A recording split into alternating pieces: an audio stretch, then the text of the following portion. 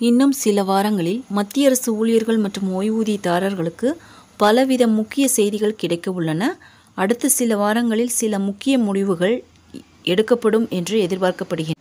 மத்திய அரசு ஓய்வூதியதாரர்களுக்கு 8வது ஊதியக்குழுவில் பலவித நற்செய்திகள் காத்திருக்கின்றன. அவற்றில் அவர்களுக்கு அதிக நன்மைகளை அளிக்கக்கூடிய முக்கியமான சில சாத்தியமான அறிவிப்புகள் இவை: மிகப்பெரிய ஓய்வூதிய உயர்வு, கம்யூட்டேட் ஓய்வூதிய விதிகளில் மாற்றம், கூடுதல் ஓய்வூதிய விதிகளில் மாற்றம், பழைய ஓய்வூதிய திட்டம். ஊதிய உயர்வும் ஓய்வூதிய உயர்வும் 8வது ஊதியக்குழுவால் நிர்ணயிக்கப்படும் ஃபிட்மென்ட் ஃபேக்டரை சார்ந்திருக்கும். 8வது ஊதியக்குழுவில் ஃபிட்மென்ட் ஃபேக்டர் 1.92 முதல் 3% அல்லது அதற்கு மேல் இருக்கக்கூடும் என மதிப்பிடப்பட்டுள்ளது. மத்திய அரசு ஊழியர்கள் ஓய்வு பெறும்போது தங்கள் ஓய்வூதியத்தில் ஒரு பகுதியை மொத்தமாக பெற்றுக்கொள்ளும் வசதி அவர்களுக்கு அளிக்கப்படுகின்றது. இது கம்யூட்டேஷன் ஆஃப் பென்ஷன் என அழைக்கப்படுகின்றது. இந்த ஓய்வூதிய மாற்றத்தை தேர்வு செய்தால் அதற்கு பதிலாக எடுக்கப்பட்ட தொகை மாதம் ஓய்வூதியத்திலிருந்து சிறிது சிறிதாக கழிக்கப்படும். அரசு 15 வருடத்தில் அந்த தொகையை மீட்டெடுக்கிறது. அதன் பிறகு ஊழியர்கள் முழு ஓய்வூதியத்தை பெறத் தொடங்குகிறார்கள். இது கம்யூட்டேட் பென்ஷன் மீட்பு காலத்தை 12 ஆண்டுகளாக குறைக்க வேண்டும் என நீண்ட நாட்களாக கோரிக்கை உள்ளது. இந்த முறை இதற்கு ஒப்புதல் கிடைக்கலாம் என நம்பப்படுகின்றது.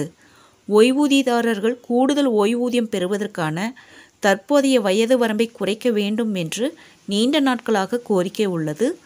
கூடுதல் ஓய்வூதியத்திற்கான குறைந்தபட்ச வயது தற்போது 80ஆக உள்ளது.